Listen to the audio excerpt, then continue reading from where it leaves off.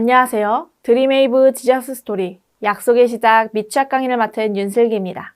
오늘 저와 함께 11단원 5가 자기 십자가를 지고 예수님을 따라가요를 살펴보도록 하겠습니다. 이번 과에 읽을 말씀은 누가복음 14장 25절에서 35절입니다. 수많은 사람이 예수님을 따랐습니다. 그 중에는 예수님을 진심으로 사랑하는 사람이 있었습니다. 그러나 단순히 예수님의 명성만 듣고 호기심으로 따르던 사람들도 있었습니다. 예수님은 이들을 향해 진짜 제자가 되는 길이 무엇인지 말씀하셨습니다. 예수님의 제자는 우선순위가 분명한 사람입니다. 26절에 자기 부모와 처자와 형제와 자매와 더욱이 자기 목숨까지 미워하지 아니하면 능히 내 제자가 되지 못하고, 이 말씀은 말 그대로 미워하라는 뜻이 아니라 덜 사랑하라는 의미입니다. 다른 어떤 것보다 예수님을 가장 사랑해야 합니다. 예수님의 제자는 사명을 따르는 사람입니다. 그 당시에 십자가를 지는 것은 수치스럽고 힘든 일이었습니다. 그럼에도 예수님의 제자는 사명의 길을 묵묵히 걸어갑니다.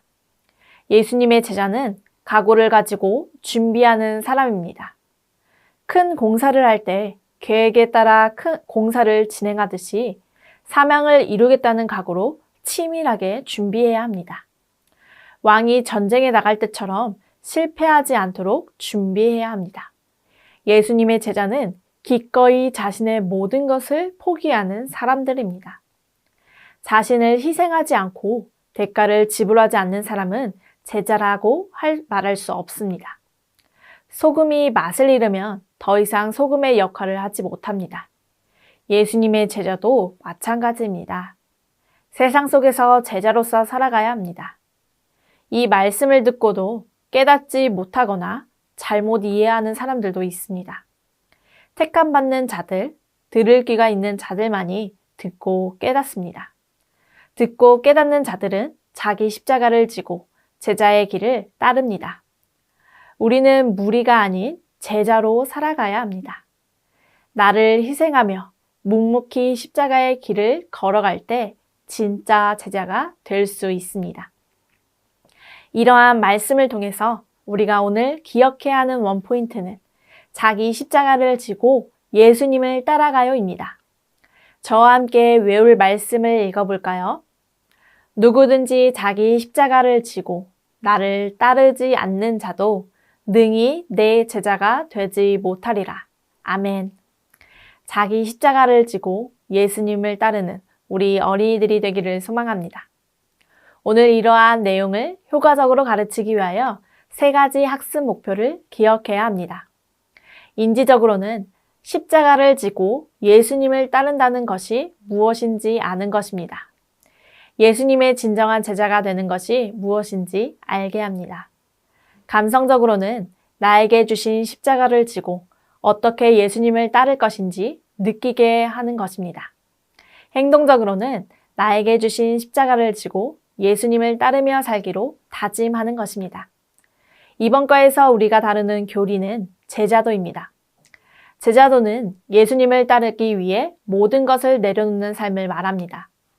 예수님께서는 많은 무리가 자신을 따를 때 가족이나 자기 목숨보다 주님을 더 사랑해야 한다고 말씀하셨습니다.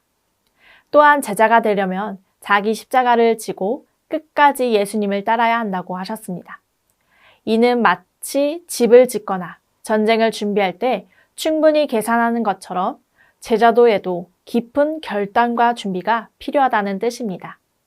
예수님은 소금이 맛을 잃으면 쓸모가 없듯 제자도 헌신하지 않는 삶은 주님의 뜻에 합당하지 않는다고 합니다. 그러므로 참된 제자도는 예수님을 가장 소중히 여기고 어떤 희생과 고난 속에서도 그분을 끝까지 따르는 삶입니다. 이제 이러한 학습 목표와 교리의 내용을 기억하셨다면 어린이들을 가르치기 위하여 웨이브 학습 구조에 맞추어 교재의 내용을 소개해드리도록 하겠습니다. 웰컴 활동의 제목은 놀이기구를 타기 위해서는 어떻게 해야 할까요? 입니다. 어린이들에게 제목과 같이 질문하며 이야기를 나누어 보는 시간을 가져주세요. 어린이들과 자신의 경험들을 다 나누었다면 놀이기구를 타는 방법을 함께 정리해 봅니다.